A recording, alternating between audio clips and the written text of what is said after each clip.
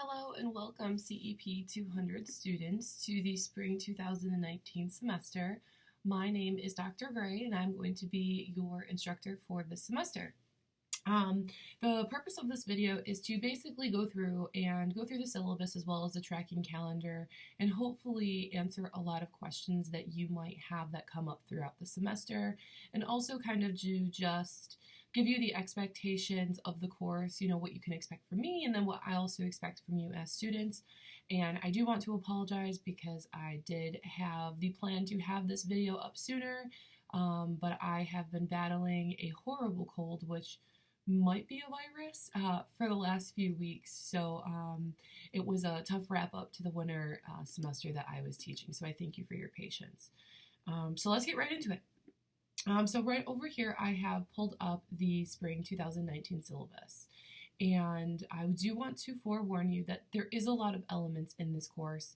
I do understand that it is an introductory course, but there are a lot of counseling professions and a lot of information that I think would really be beneficial for students to know while they're in their counseling minor, and even, figuring out what counseling profession they really want to go into. So I do realize now that I'm on here, I do need to change the header and give you an updated syllabus.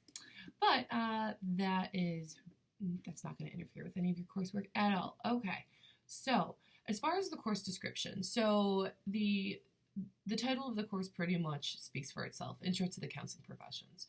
So something that I do want to mention that I feel a lot of students have the wrong idea of when walking into this course is that we are not going to learn about any kind of counseling techniques or counseling interventions, or what are good ways to work with clients and that kind of thing. That is more so for the preceding counseling courses, such as counseling, CEP 401, Intro to Counseling, and that kind of stuff, which I believe is a graduate level course.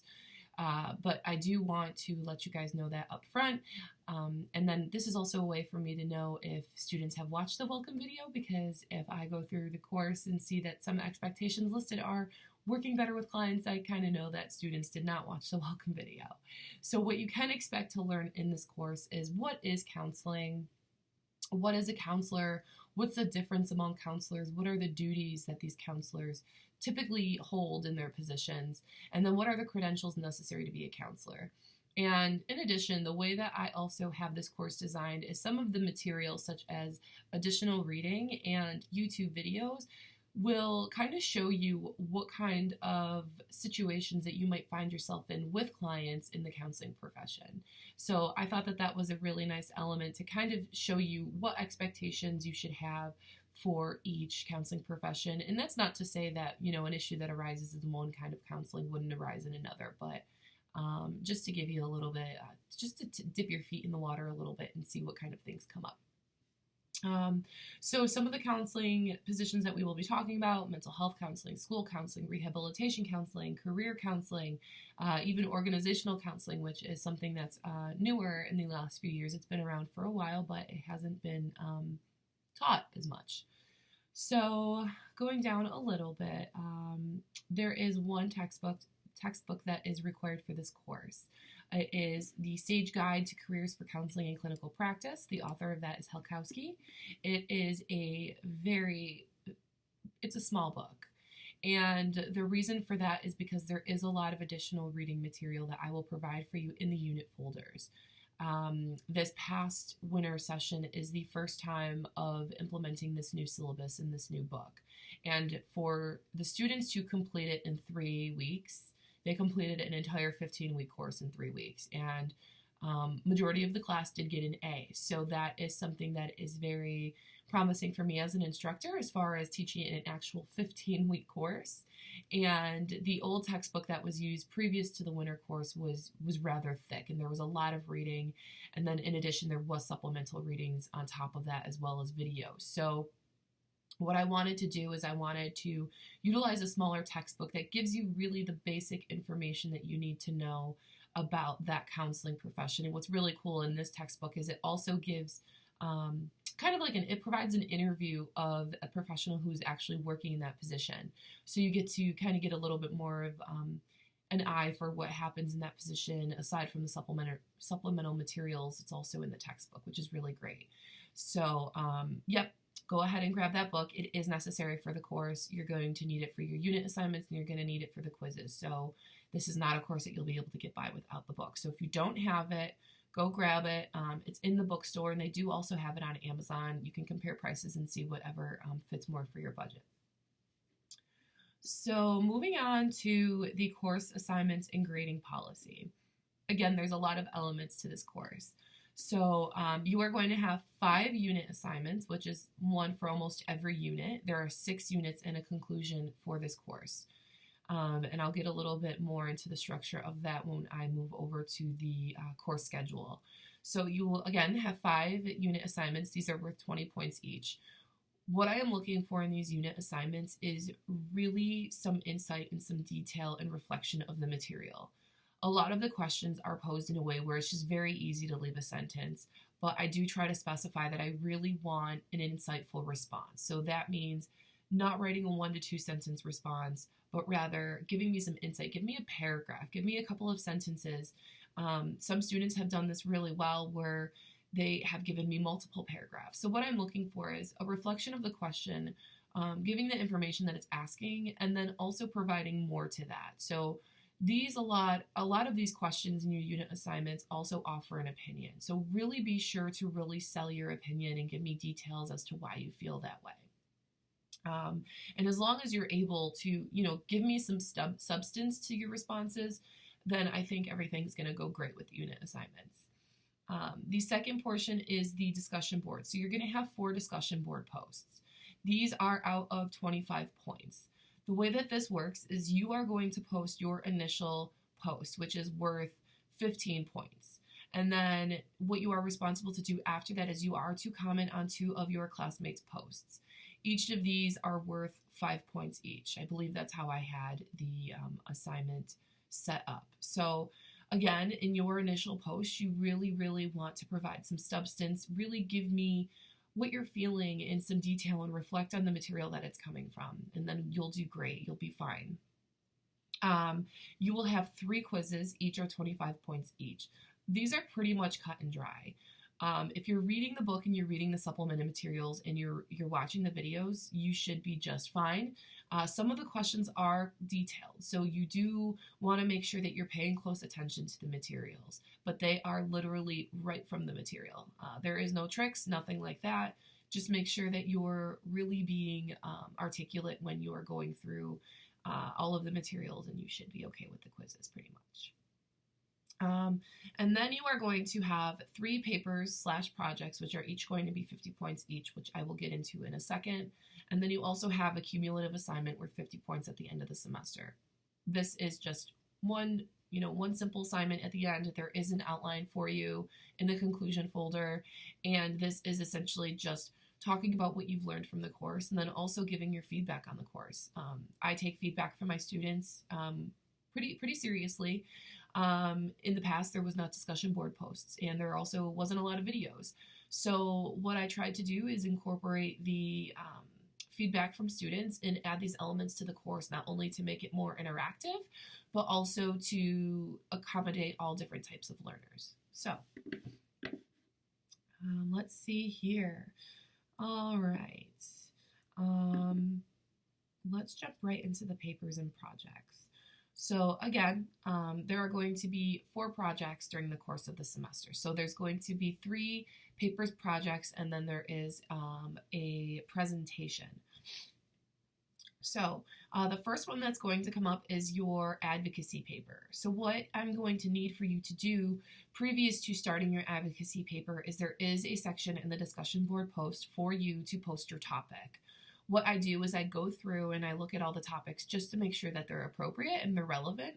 And what I'm expecting from this paper is for you to identify a vulnerable population. And I did give you some examples on the outline. It could be for the homeless, it could be the developmentally disabled, recovering substance users. It really could be anything as long as you can come up with relevant literature, if you can find relevant literature, and then you can also come up with a solid advocacy plan. There was some confusion about this paper with the previous section, but what I do want to make sure to mention is that what I am looking for is I'm looking for relevant literature. So when you go through, you can utilize the UB libraries. They have databases such as PsycInfo and Psych articles and all kinds of things. You can even probably find some information in the medical journals. What I'm looking for is relevant literature indicating that this population needs advocating for. And then there's also a section of implication for counselors. And a lot of information from the literature review or the relevant literature can also go into the implications for counselors. And what this is what does this mean for counselors? You know, why is it important? Why should counselors be the ones that are kind of stepping in to provide support? And then there's another section, which is an advocacy plan. What I am looking for from this advocacy plan is a concrete plan as if you were the professional in the position advocating for these clients. What would you do? What would you be doing to advocate for this population? So that's really what I'm looking for. I think there was a little bit of confusion about the actual advocacy plan with the previous section. So if there's anything that arises or any questions or anything, feel free to email me and then we can talk about that a little bit more. So yeah, the topic of the paper is due in the discussion board by the end of Unit 2, and then your actual advocacy paper is due at the end of Unit 4. For this particular project, you are also going to be doing a presentation.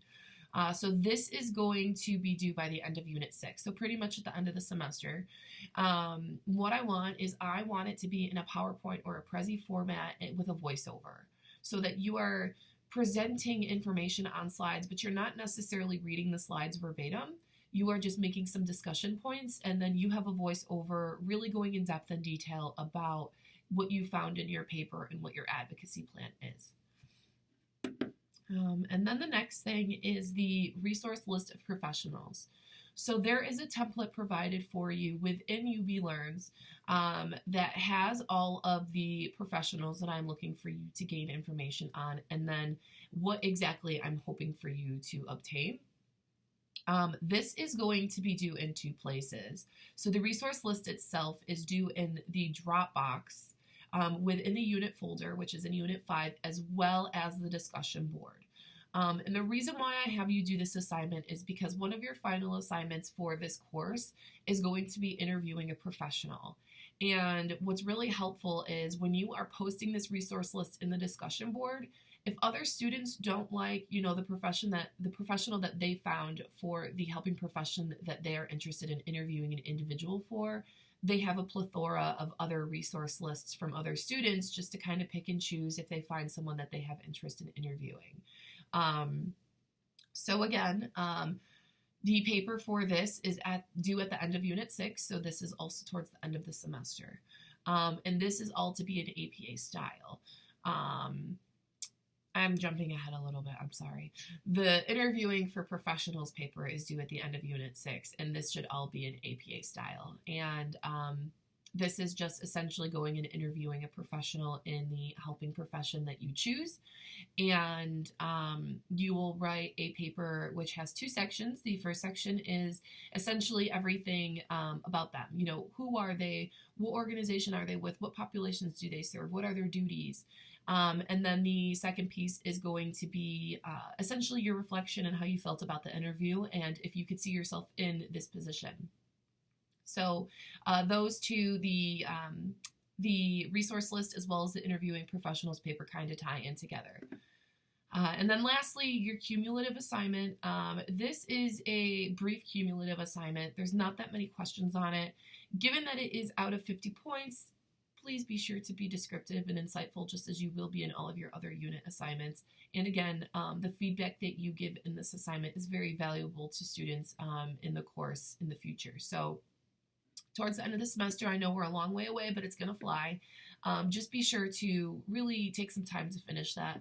It's going to be at the end of the semester, right after a lot of stuff is due. So if you could take some time to do that for me, that would be awesome. And then I think that's it for the syllabus. If you go through the syllabus and you have any questions and you haven't posted it in the discussion board, please feel free to email me. So what I'm going to do briefly is I'm just going to go through the course schedule. And what I really want to mention about this, if you haven't noticed, you have 2 weeks to complete every unit. So I know that there is a lot of substance to this course, such as reading materials and videos, but you have 2 weeks to do it. So I think that that is ample time if we're comparing to whether to if we would be having this course, 2 to 3 days a week for an hour and a half to 2 hours in an actual classroom and providing homework. So if we're really looking at the work in this course and making it equivalent to in-class coursework, I think it's pretty even. Although it might not seem that way when you're in the midst of doing everything. So I have on here before class that I would have liked for you to review the syllabus, which has been posted since I believe December. Familiarize yourself with where the materials are and whatnot in the course on UB Learns, to watch the welcome video that I'm not posting until right now. Read the first chapter and then complete discussion board post number 1, which is just essentially introducing yourself and then commenting on 2 posts of your other students. Pretty easy, 25 points. So again, there are 6 units to this course plus a conclusion. So again, each unit you have 2 weeks. So for unit 1, it starts today. I believe today is the 28th. Yeah, it starts today. And then you have until February 10th to finish this unit. And the thing is the unit always ends on a Sunday night. I need all of the assignments by 11:59 p.m. For unit 1, you're reading a chapter, which is only a few pages long, going through the ACA Code of Ethics, watching a video by Brene Brown. Please take the time to watch this video. She is fantastic if you have not heard of her before or read any of her books or watched any of her videos. This video is actually very powerful, and I wouldn't be surprised if you're able to kind of compare it to your personal life as well. And then you're going to do Unit 1 assignment and Quiz 1. Pretty simple. And then also in the course tracking calendar, if you look at Unit 2, I have all of the prompts for the discussion board posts in the course tracking calendar, and then you can also find it actually in the discussion board post when you go to click on discussion number 2. So the way that I have it set up is that you will have a quiz on one unit, and then the next unit you'll have a discussion board, so they kind of flip on and off, just so that it's not too overwhelming. So I have in here pretty much reminders of when everything is due. So for example, in Unit 2, you have the topic of advocacy paper due in the discussion board post. And what I'm going to continue to do throughout the semester is I'm going to post a video every week, not every week, every unit, talking about, what the assignments looked like in the last unit, and what you can expect in this next unit and what's due and stuff like that. So if you have a hard time keeping on track with just yourself in the syllabus, be sure to watch the weekly videos. And I do want to mention that as far as grading goes, I do teach 2 sections of the course with about 35 students in each. So grading papers of 70 students every week can be kind of time consuming. So I do try to go through and do some grading throughout the weeks just to lessen the load when the unit is done. Just because there are a lot of students who like to wait until the last day. So then I do have a lot of papers that stack up at the end. So what I do try to do is I try to have all of the grading due before the end of the next unit. So for example, for Unit 1, the end date is February 10th. So I will start grading or continue grading, depending on what my week looks like, as of February 10th, and have all of the assignments completed by the end of the next unit, which would be February 24th. So again, I know when I was in grad school and when I was in undergrad, I really needed to know what my grades were. I'm just very type A. So if you're similar to me and you kind of check your UB Learns every day, waiting to see what you got, just bear with me. I will have it graded within that 2 weeks after you submit it. And if I'm having some trouble or if I'm set back, I will always email out and let you know. I'm very communicative by email. So if you need anything, email's the best way to get to me. I'm generally pretty good with getting back to you within 24 hours with any questions. Sometimes students just email me assignments and I'll send you a receipt just saying I got it. Sometimes I'll just grade it, or sometimes it'll take me a few days to do that. But if you have any questions, I'm very, very easy to get to through email, and I'm very responsive that way. But that is pretty much it. I believe I covered everything. If I didn't, you'll see an extra announcement from me. But Take a look at the course calendar, the tracking calendar, and the syllabus. Everything should be set up pretty well in UB Learns. There is a unit folder for every unit, and then there's also a papers and projects section, which has all of the documents that you'll need for the 4 different papers and projects that you will be completing. The discussion board posts, all pretty set up with all of the prompts in there, as well as the topic advocacy paper, as well as the resource list assignment. So if you have any questions, please feel free to reach out. I will do my best to make sure that I'm helping everyone keep on task and upload videos every unit. But again, if you have any questions, please feel free to reach out to me, and I am looking forward to a great semester. All right, take care.